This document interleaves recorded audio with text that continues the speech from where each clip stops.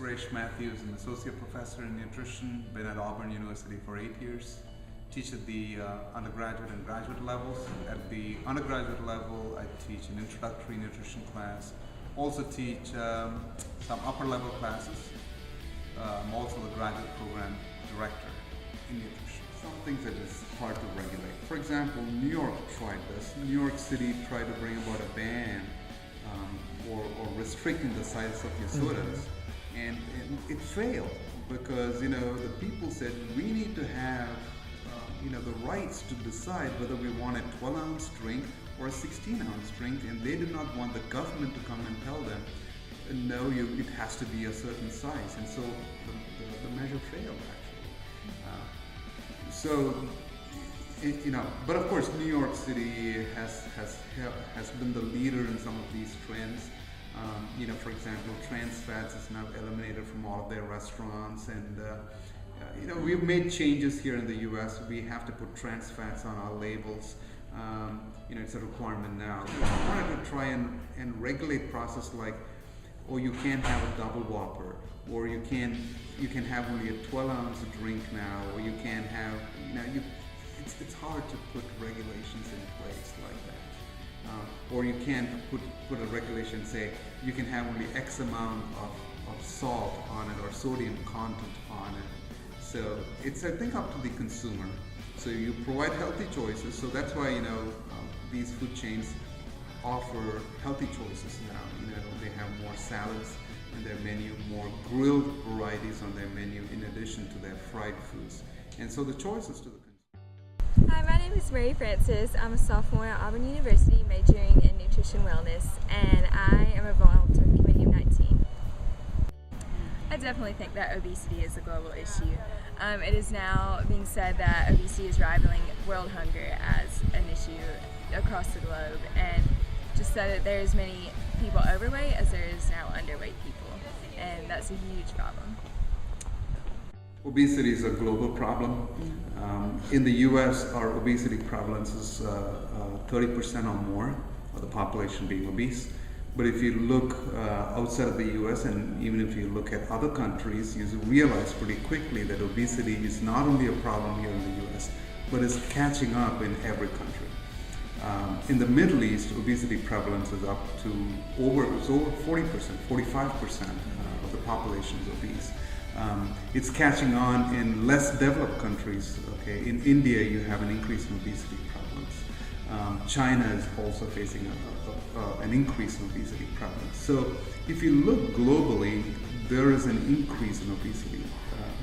And what are some of the causes, and can some of the processed foods, the convenient foods, the so-called junk foods, fast foods, can these be attributed to the increase in obesity prevalence that we see? Well, obesity is a social problem, and it's hard to pinpoint any one factor as the leading factor that drives it. Certainly the choice of foods, the availability of foods, the convenience, all of these things may contribute.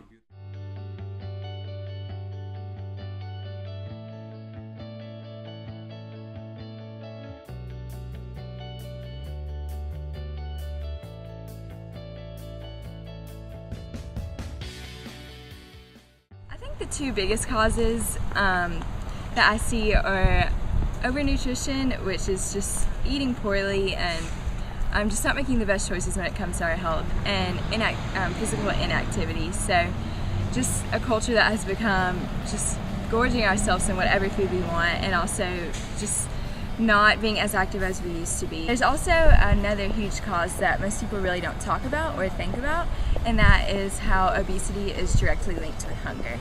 And how that is that nutritious food is expensive, and it's hard to afford on a college budget. It's hard to afford when you're not making a living wage. And if you have, think about if you had just a few dollars to feed your family for one day, are you going to go to a healthy grocery store and buy grilled chicken and salad and vegetables, and where that would be so much money? Or you can either choose to go to McDonald's, or you can get a Big Mac for $1.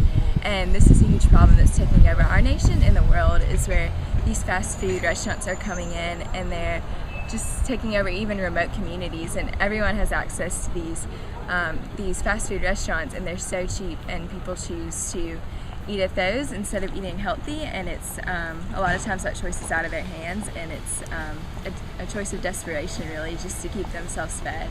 And just when you consume all those calories in food from fast food restaurants, it definitely contributes to obesity. You know, we have leaned more towards processed foods. With globalization and how the Western world is now moving its markets into other markets internationally. So there's a lot of inflow from the Western world carrying all the processed foods into countries that never had these processed foods before. For example, where traditional farming was big, now all those have been replaced by more of the processed foods appearing. So all the big companies from the US, Cargill, any of these companies that you think, even grocery chains such as Walmart has now established, pretty much everywhere around the world, India, China.